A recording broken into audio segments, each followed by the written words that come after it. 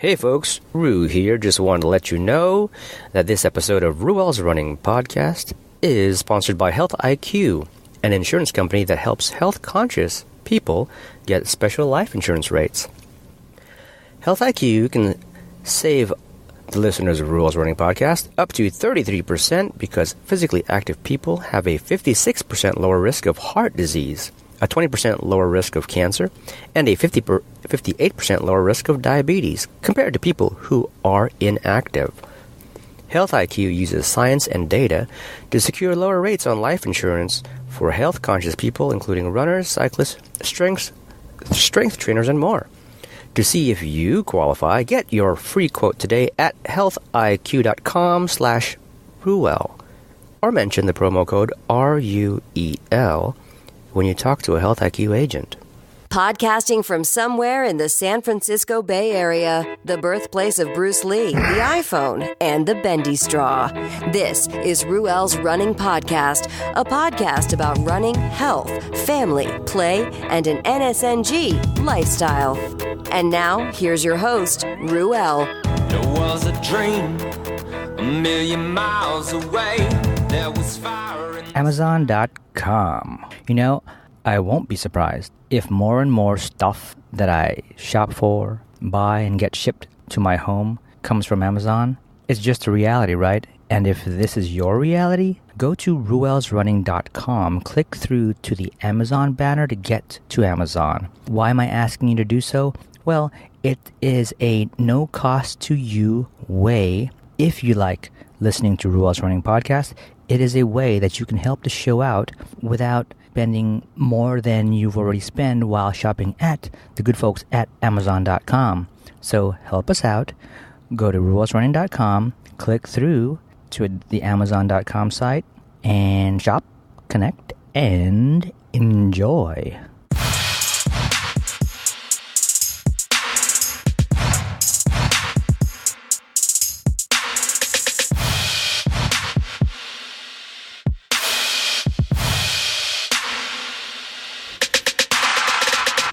Hey everybody, welcome to Ruel's Running Podcast. I'm your host, Ruel Abadam.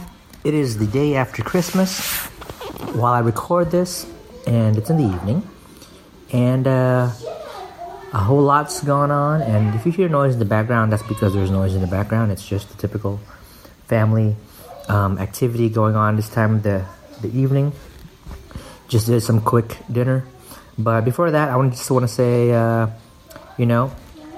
if you are a new listener, welcome. I hope you enjoy the show. You stick around, and if you have the time, check out the other episodes. You might find something awesome, and you might just find something appalling, but thank you.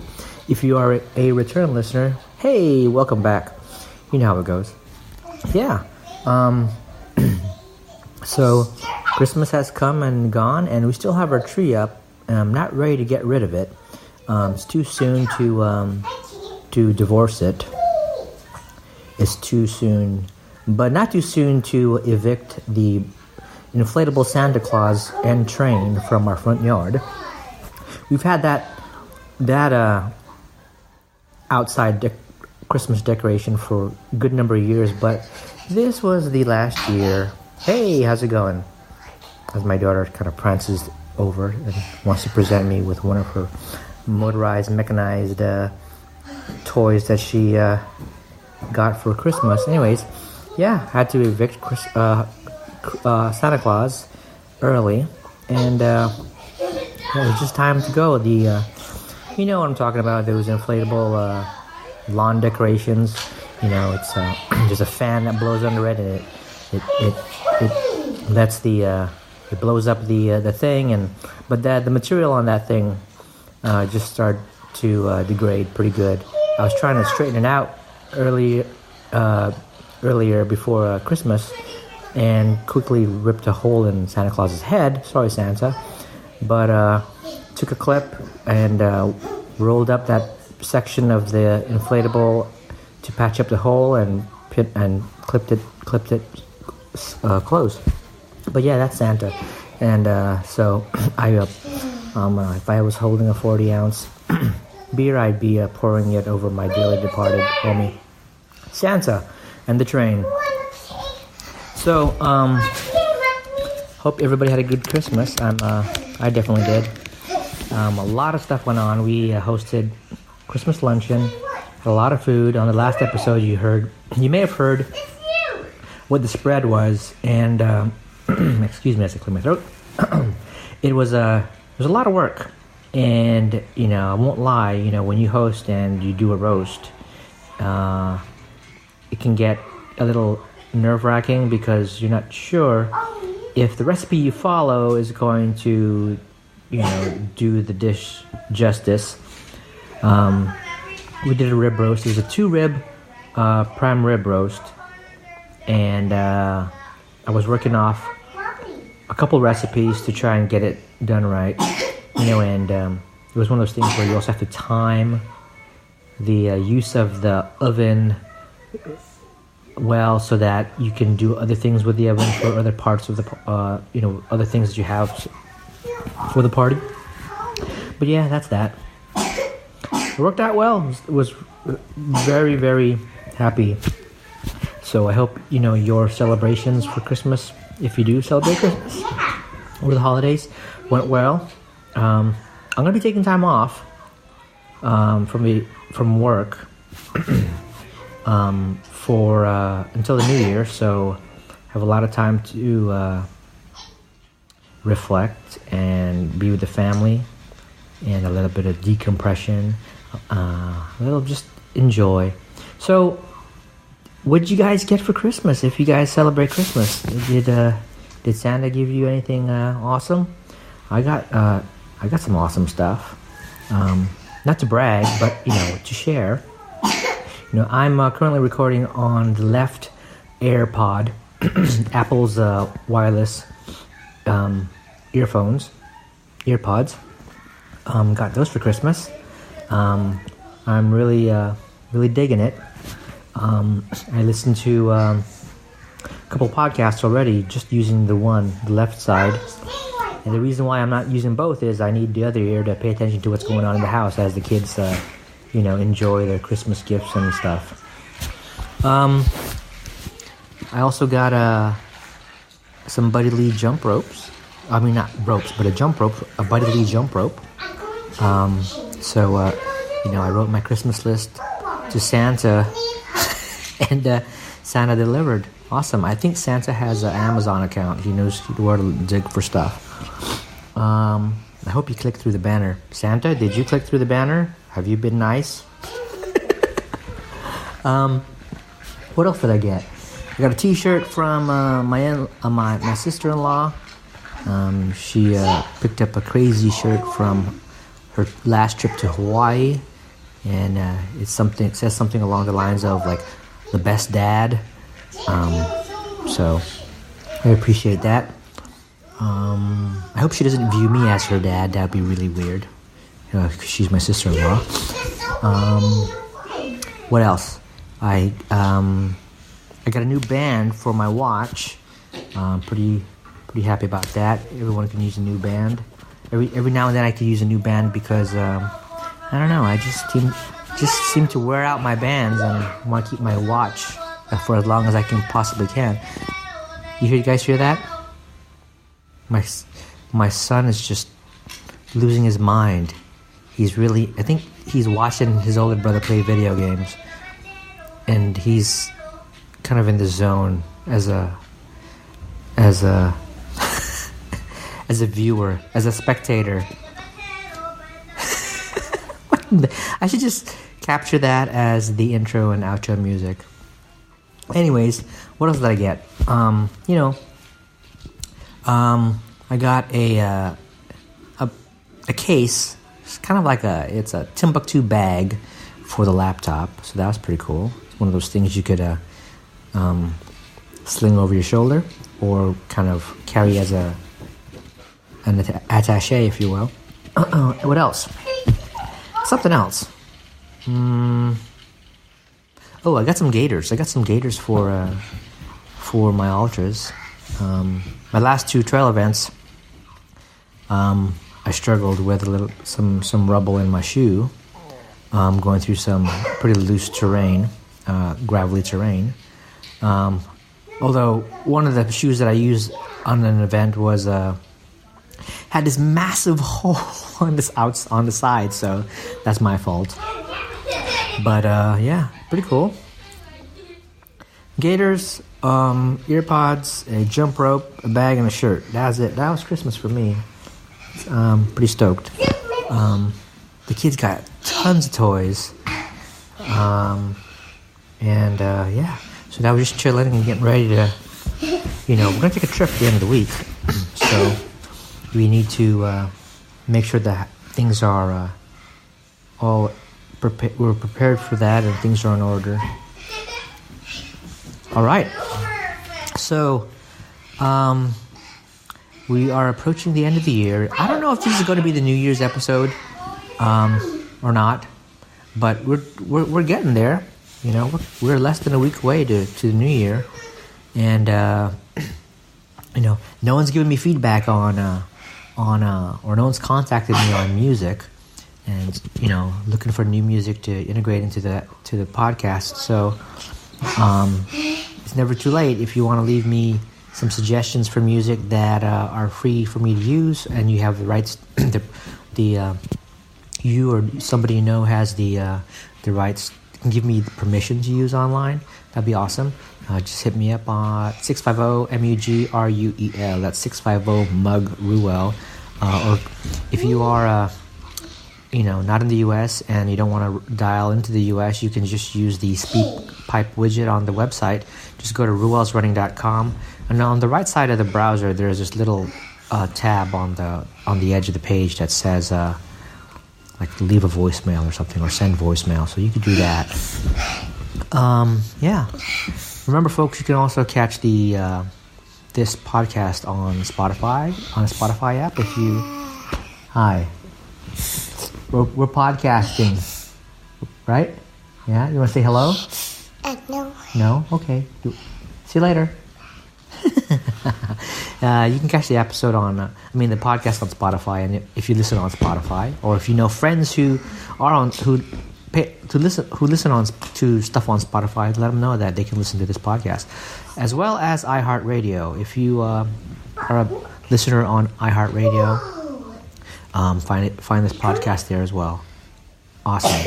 And like always, we're on Apple The podcast is on Apple Podcasts for iOS devices, and the podcast is also on the Google Play Store.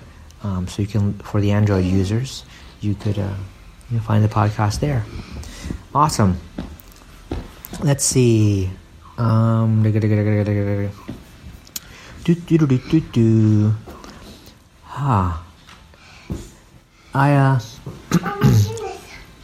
want to talk about what's cooking. Outside of the holiday cooking.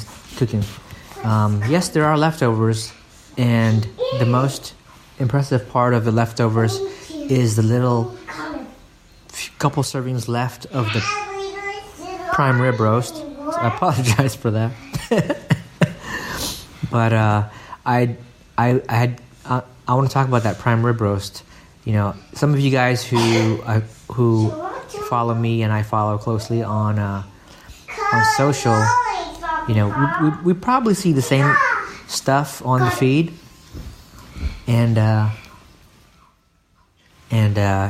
there's this video for a prime rib roast.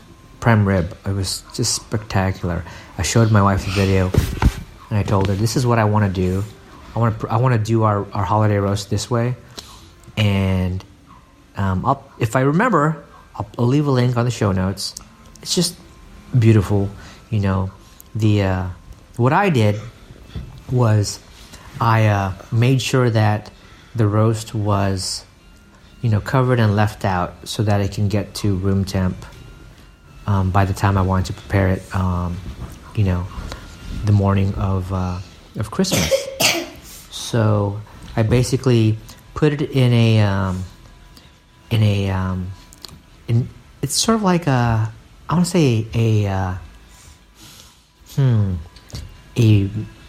metal, but it's kind of like enamel finished tub And what it basically it looked like it originally was the bin that you would find in a fryer, like a deep fryer. It's a metal and has that kind of enamel finish. But we have one just without the fryer, just the bin. And so I put the roast in that bin, and I took kosher salt and I just covered the roast in salt. And then I took some aluminum foil and covered the bin, and I left it overnight. So I did that about midnight, so that the next morning, it would have been pretty much room temp. Because I don't want the cooking time I don't want the roasting to be impacted by a really cold slab of meat. I made that mistake in the past. I didn't go through the recipe early enough to know that I needed the meat to be basically room temp. So I did that, and the recipe I have doesn't say to do that, and it doesn't say to add salt or any of that stuff. But from experience, I knew that I wanted to do that. The salt, to me, it draws out some moisture, which is fine. I don't have a problem with, and it also seasons the meat, in my opinion. And it also, because I'm leaving it out overnight, although I have it covered, I don't know. I just want to feel like, it'll help. It'll be that additional barrier to prevent sort of harmful bacteria from forming. So I did that. But sure enough, the next morning, the rib roast was good to go. So I took it out and placed it on a meat cutting board. Didn't cut the meat. I just wanted to work with the meat. I took some paper towels and I got the thing nice, as dry as I possibly could. Then I, stabbed holes on certain sections of the fatty side of the roast and inserted some nicely peeled garlic cloves in there. And then separately, I took 2 sticks of butter, and I got it softened in the microwave so I could work with it. And I sliced up some fresh garlic, threw that into the butter, took some tarragon, rosemary, thyme, and what else was that? There was something else, and basil, I believe. All 4 of those herbs, and I mixed that. I blended it into the butter and the garlic. Saved half separately to be used later, and the remaining half I smeared all over that roast. Then I put the roast on the rack for roasting, the roasting rack and pan. And before that, I had the oven preheated to 500. Kind of crazy, right? I don't often crank up the oven that high, but I did that, and I put put the roast in, and about maybe 10 minutes in, I realized it was hotter than I wanted it to be, because the top of the roast, where the fatty side is, started to get kind of really brown quickly, which is okay, but I didn't want it to burn, so I took a sheet of aluminum foil and what the heck's foil? So I took a sheet of aluminum foil and covered just that portion of the roast to protect it from burning. Then I changed the temperature from 500 to 450, and I let that roll for about 15 minutes, if I'm not mistaken. 15, 20 minutes maybe? I did have a electronic thermometer, that I inserted into the roast. I forgot to mention, so I was able to track the internal temp of the roast, and from there, based on the weight of the roast, I knew that I wanted to get the inside of the internal temperature up to about 130, 140, somewhere along that lines. I got to 130, and I looked at the roast, and I figured I'll just let it go to 140. So I left it in longer, and I took off the aluminum foil so that I can get the top of the roast more brown. And then when it got to 140, I took the thing out and covered the top of the the roast in aluminum foil and just waited 15 minutes, something like that. So by that time, it'd be good to carve, but I think I waited maybe a total of 20 minutes. Then I got the carving board, and I took the last half of that herb garlic butter mixture, and I smeared it on the cutting board. And I took the roast, and you guys know this video know what I'm talking about. I took the roast and I placed it on top of that smearing of herb garlic butter, and I carved the roast all over, on top of that butter. And I plated the sliced prime rib and in all of that butter juices. I kept it, and I kept it all. It was just so freaking delicious. Oh my God. And it was everything. It was the fact that the amount of salt that I used ahead of time. It was everything. Because when I did when I smeared the thing with I did before I smeared the whole thing with butter and whatnot, I did salt and pepper, very basic, but not crazy, right? And when I made the mixture of the butter, I seasoned with salt and pepper as well. But the majority of the salt that was used was early on, when I had the thing rest so that I can get to room temp. So phenomenal flavor. It was something that I would gladly pay at a fancy restaurant to eat. So I was super happy how it turned out.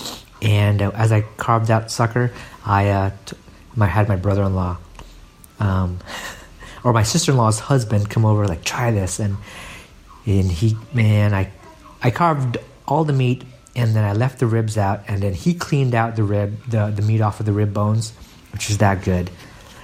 And so that's what had cooked. That was cooking. So now, I'm thinking, God, I gotta do that more often. But prime rib roast, they aren't cheap, So here we are, the evening of after Christmas, and I just went easy.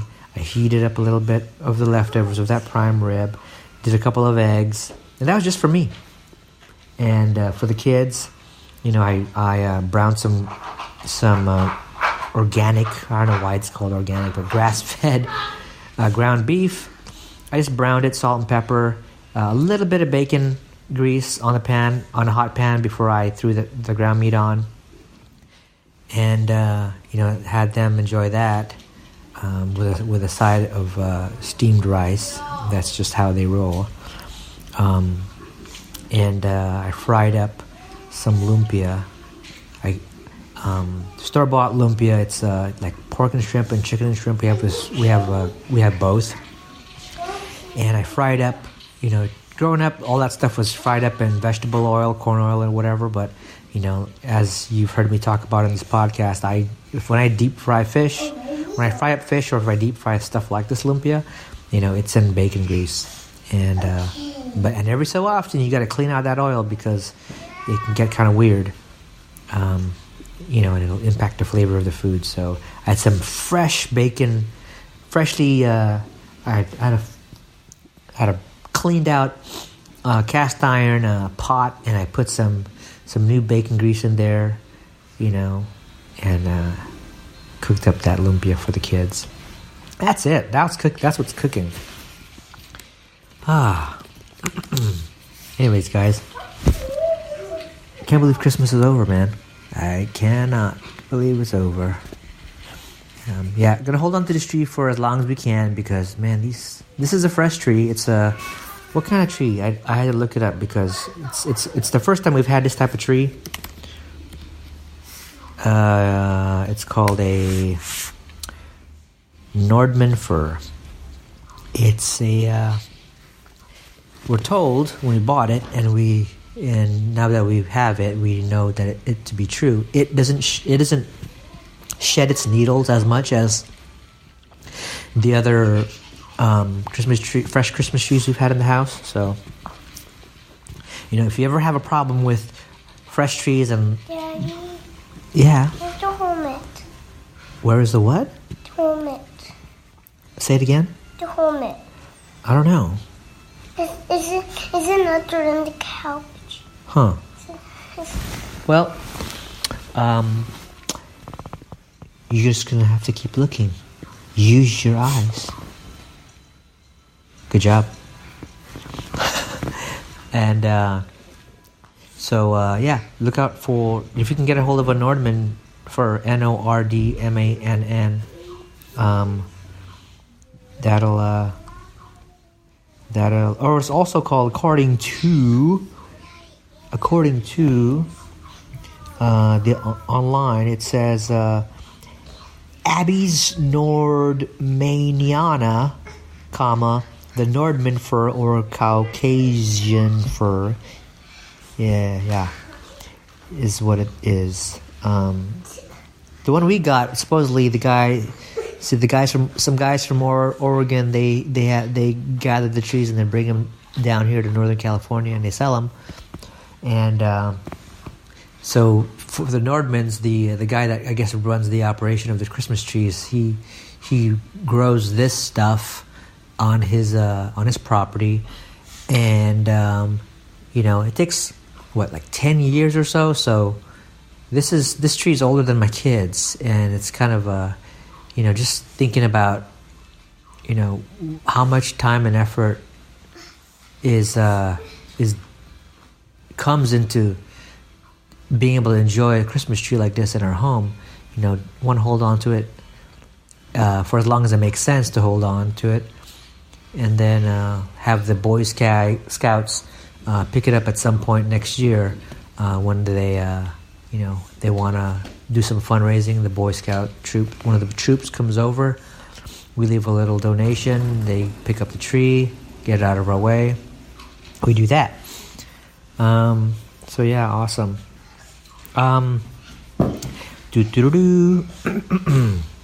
So a lot happened leading up to Christmas. My wife booked a lot of weekends doing spirit of the holiday type stuff, and I haven't talked about it a whole lot, but... Is you stuck? Who's stuck?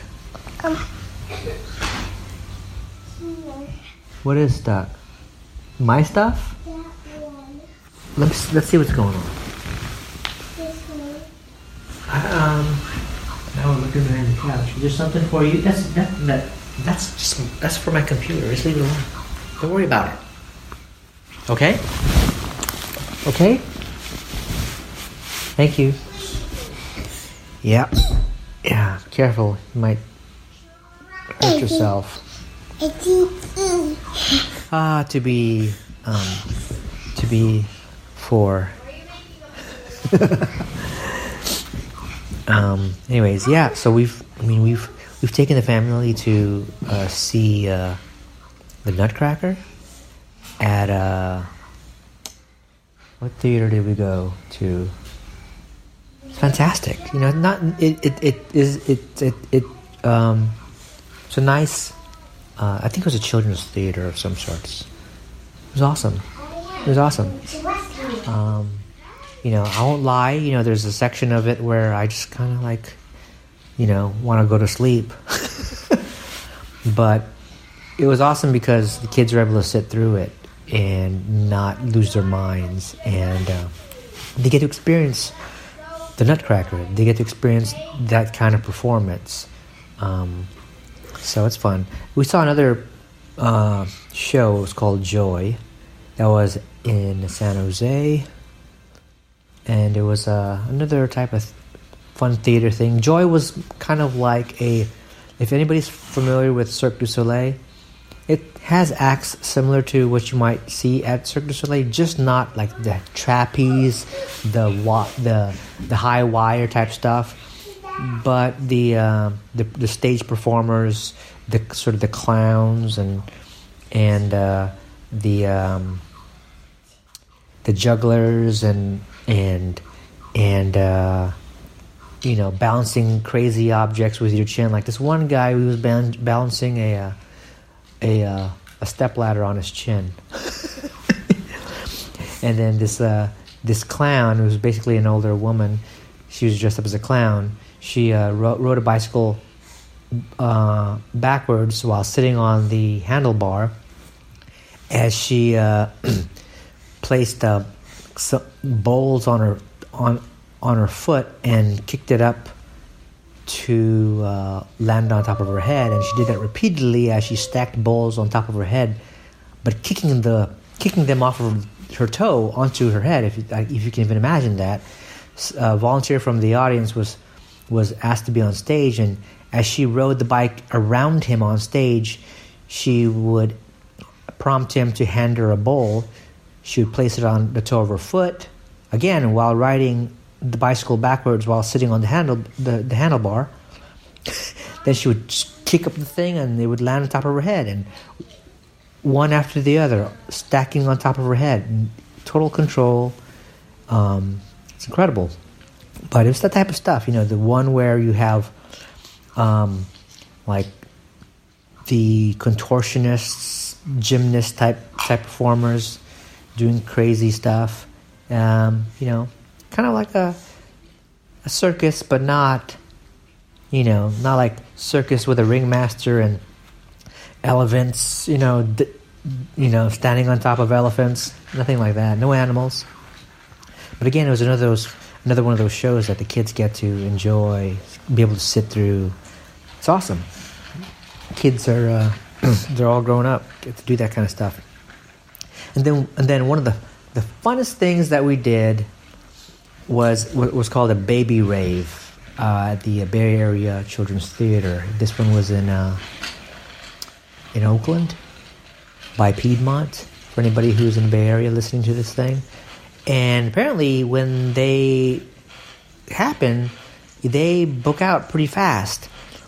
And we weren't able to get in past years, but this year we got in. You want to fix that because you might mess it up. And it's making a lot of weird noise. Okay. Anyways, back to the baby rave. What's a baby rave? Well, we got there, and it's basically there's a DJ in an open space. The lights are flashing, and the place is decorated. There's balloons, and there's props like hula hoops and little twirly streamer flat, like I don't know what you call them, ribbons, the long ribbons on the end of a little stick, and you can kind of twirl it around like some weird Olympic dancer, gymnast type thing. But people, as parents and their kids, some kids younger than others, and my kids were there, and DJ was just playing a bunch of fun music to dance to. And it was interesting because the parents were including us, were just dancing with our kids, and some parents were really into it than others. And you can imagine, before we were all parents, we were at one point in time, we had our heyday going to some club or some party or some rave or somewhere, some concert. But now we're all just parents. We can't do the late nights inebriated, in some smoky, stinky place with a bunch of inebriated, stinky, sweaty strangers, while everyone's sort of like just out of their mind. But here, just get to do a little bit of that, but have the kids experience what it's like to be in a room with other kids, and just kind of just a lot of movement, a lot of music and movement, and a lot of positive energy. It was cool. Very cool. DJ, positive energy. He played some really good stuff. Yeah, I think if you follow me personally on Instagram, I think I posted a couple things. I should post something for Ruel's Running. It was fun stuff.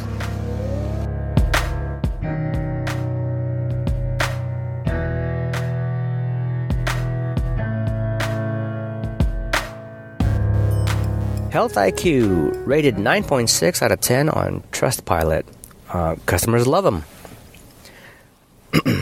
You know Ryan Hall, the fastest marathoner in American history and the only United States athlete to break the 1 hour time for the half marathon. This is what he has to say about Health IQ. Quote, "It's perfect because it's made for people like me with a healthy, active lifestyle." Unquote.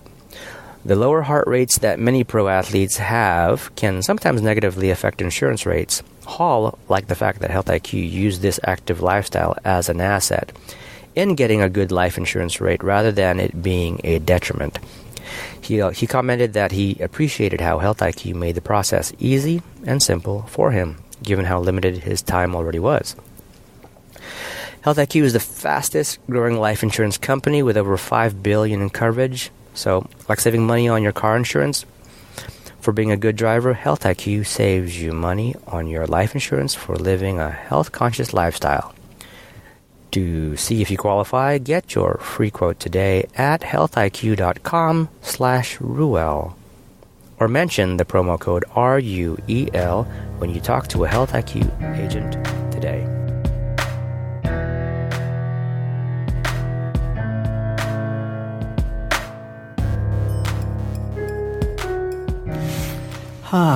So, again, I'm recording using one of the AirPods. So I don't know how it's going to sound like, but I'm committed. I'm letting it roll. Yeah. So, I'm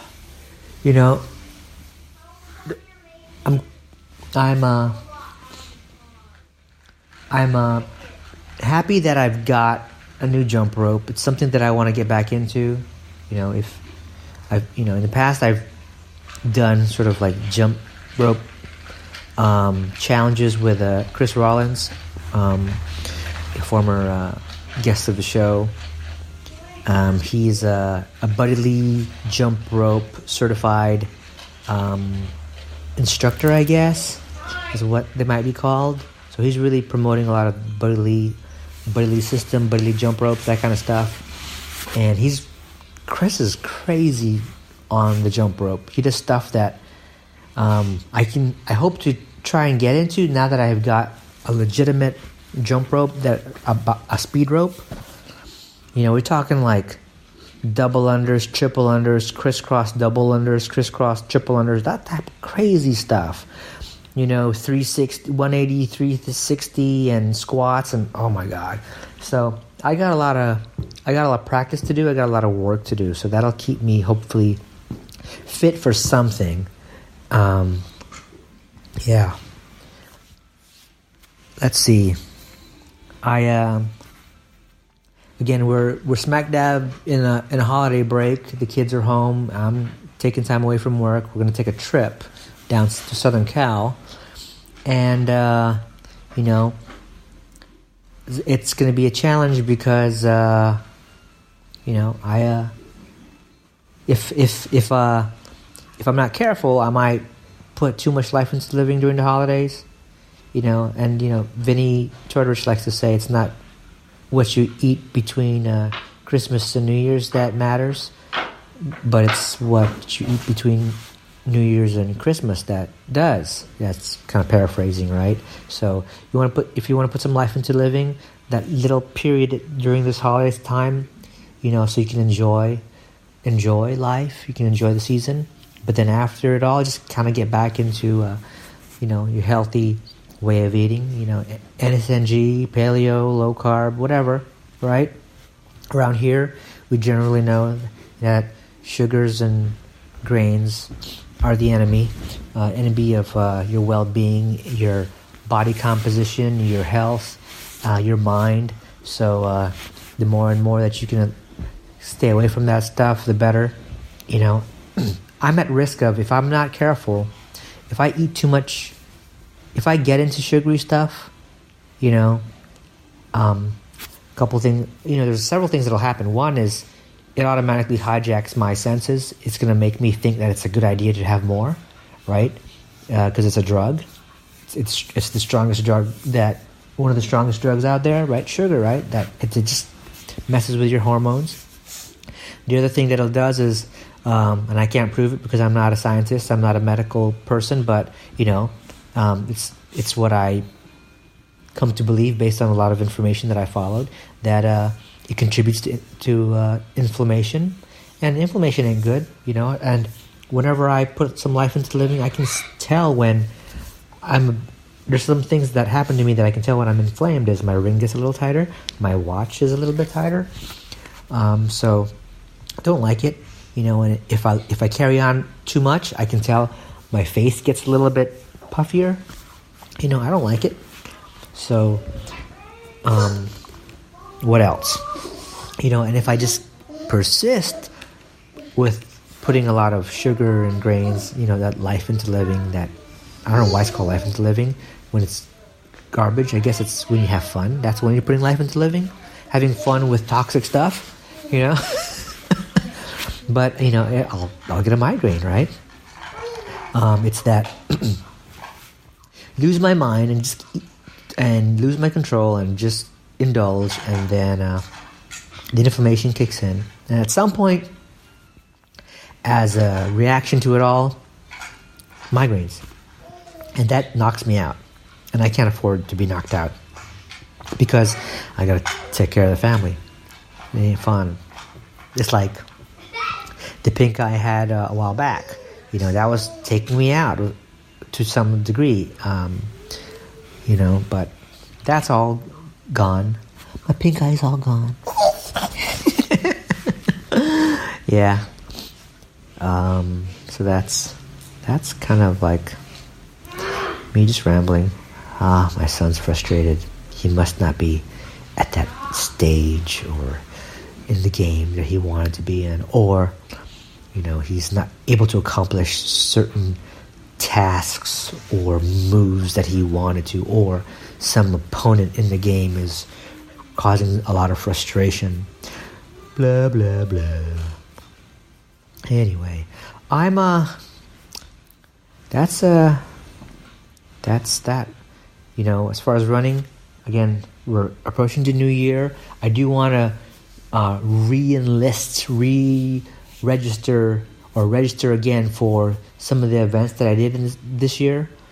One around Castro Valley, one Mount Diablo, and another. What was the other one? Someone help me out. What was the other one? Up in the Berkeley area.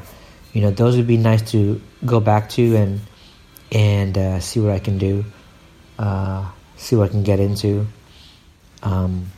So I'm excited for those things.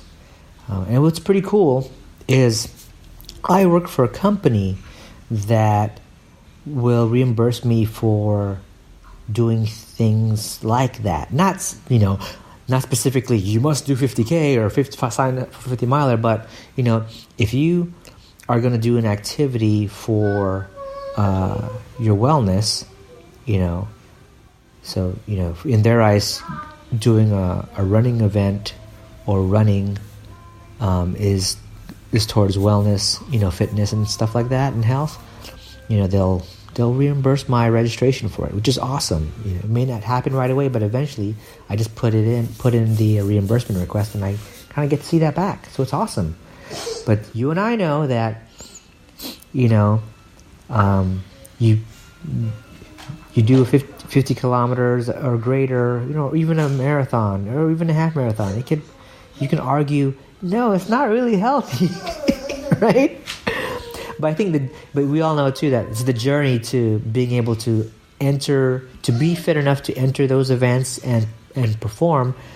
That journey is what's kind of healthy. And all the physical stuff aside, what I find healthy is there's a level of solitude that happens, and it's sort of meditative, and it's also you sort of stretch your mind when I'm like 8 hours into a really long run, and I know that I'm not going to make the cutoff, and I'm really frustrated. There's a whole lot of mental back and forth that happens to sort of like even if I don't get to the finish line on time, I need to get out of where I'm at. I can't just sit down here and cry and wish that something takes me back. I gotta, no matter what, you gotta take yourself back to the finish line.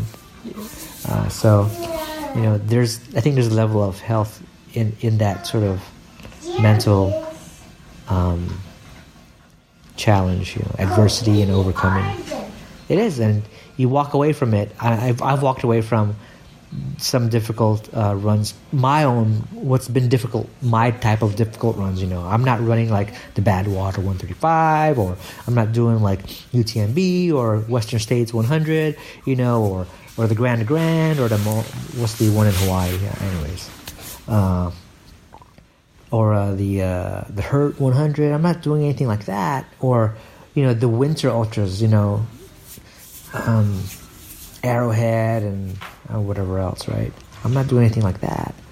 But for my own capabilities, for my own level or whatever, there are those types of challenges that I'm able to like walk away from. I mean, I accomplish what I'm able to accomplish, and then walk away and learn like, wow, it can get really tough, but I can still come out of it alive. And there are lessons there that you can take from day to day. I've been around folks who get so frustrated when certain things don't go their way, and somehow, I've conditioned myself to handle those moments better, where I don't kind of lose my mind because certain little things don't come my way, or maybe they're not little things, they're big things, but so whether they're big or small, to sort of not lose your mind and kind of just endure and do the next thing that makes sense to make things right. I don't know, earlier this evening, like I have to teach my kids to not lose their mind when things don't really go their way. And my son was working on one of his Christmas presents, and it was he had to assemble. It was a kit where he basically makes this like a robot, right? It's motorized with wheels and it's got a board and a couple motors for the wheels.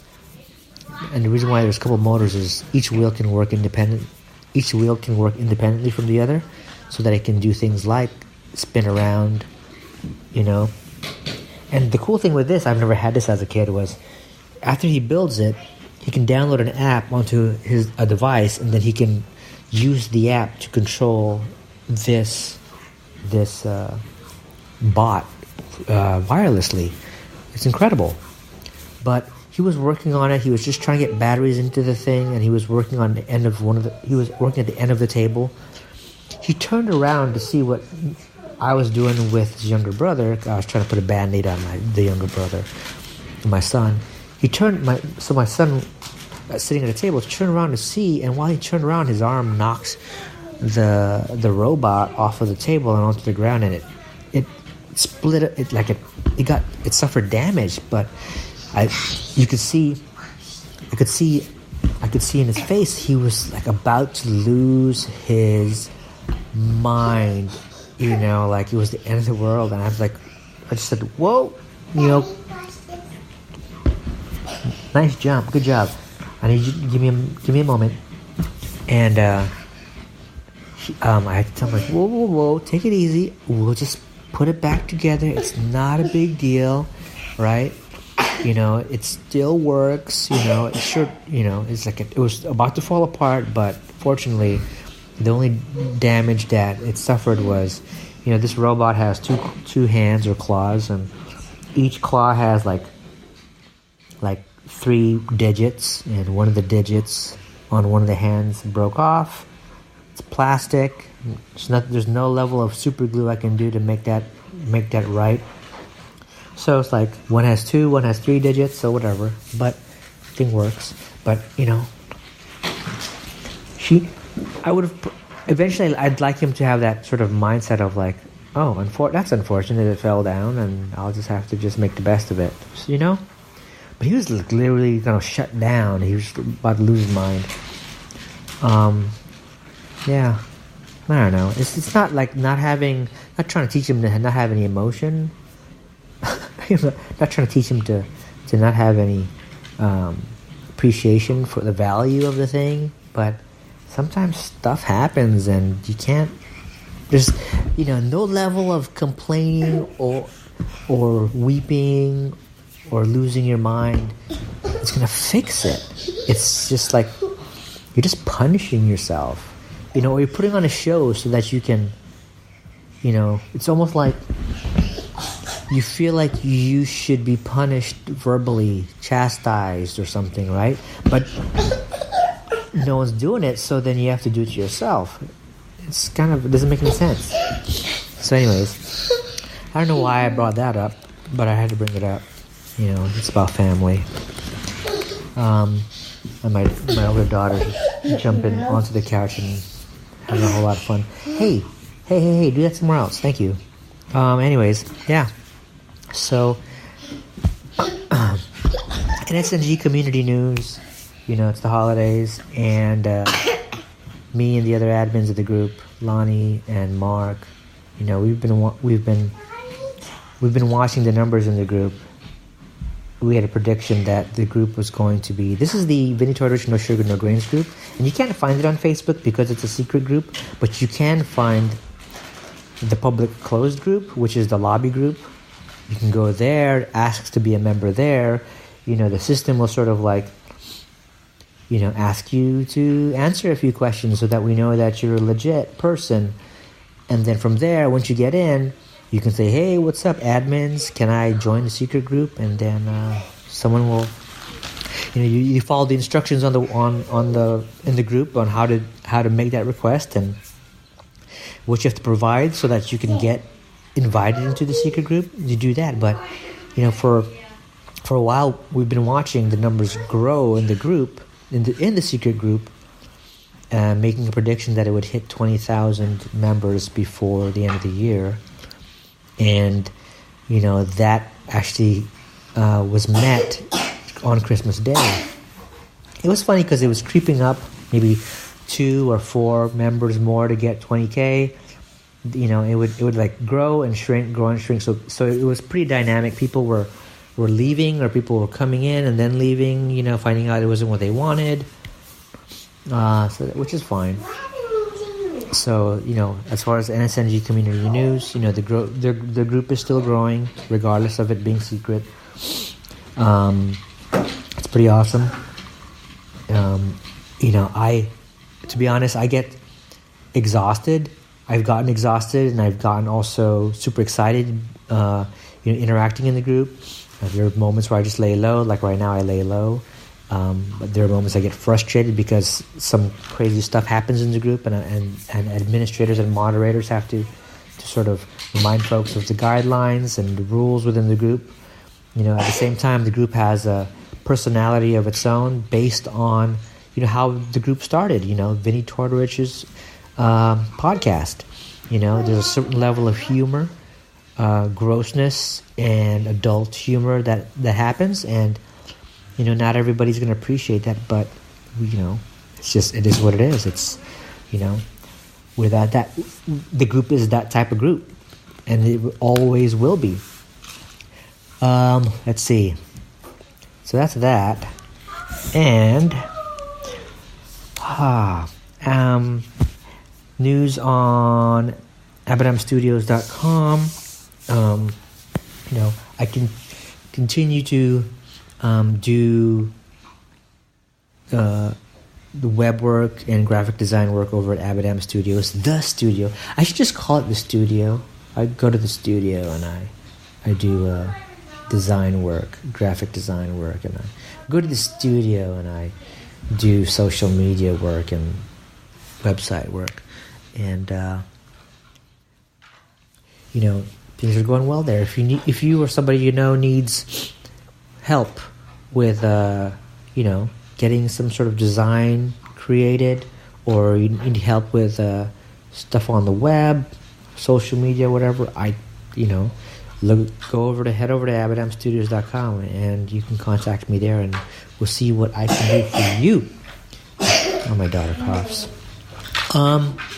Yeah.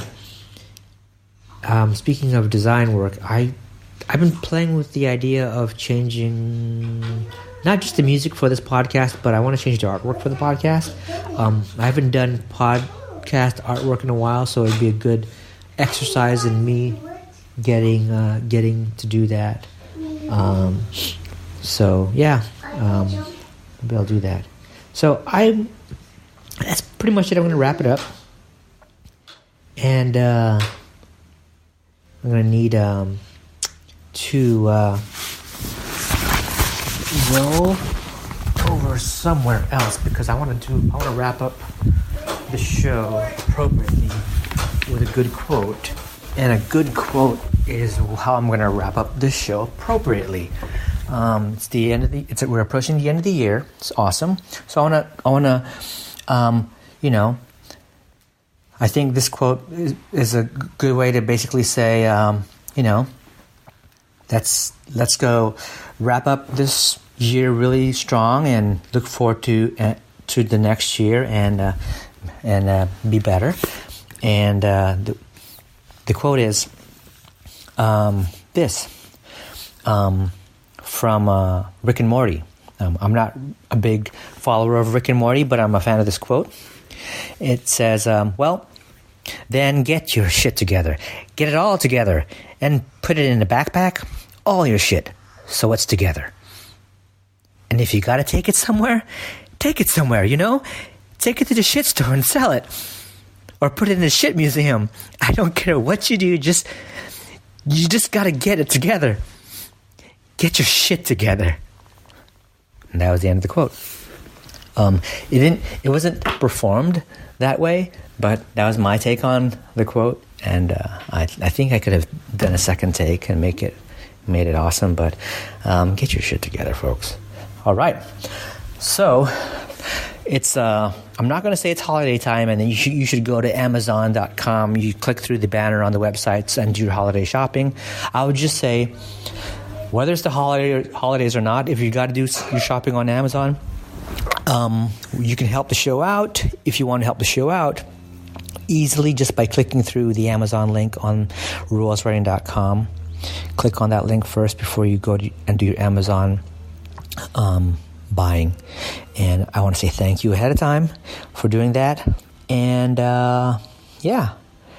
Again, if you think someone could benefit from this silly little show or any other of the episodes in this show, I appreciate you sharing it with them. I could always use the love. And speaking of love, it's been a while. I'd really love some reviews. Someone can head over to Apple Podcasts and find this show and leave me a rating and review. That would be great. Yeah, awesome. So I gotta go. Hey folks, if I don't catch you again for the new year, I'm just gonna say it here. Happy New Year. Hope the rest of your year wraps up good and strong and nice and tidy. And as y'all stay safe. And don't forget to hug your family, eat something delicious, and go run something. Bye. Thanks for listening to Ruel's Running Podcast with Ruel. If you like what you just heard, share it with your friends and your enemies. Also, be sure to check out the site over at ruelsrunning.com. This has been another Coffee with Heavy Cream production. Join us next time for another silly show of Ruel's Running Podcast.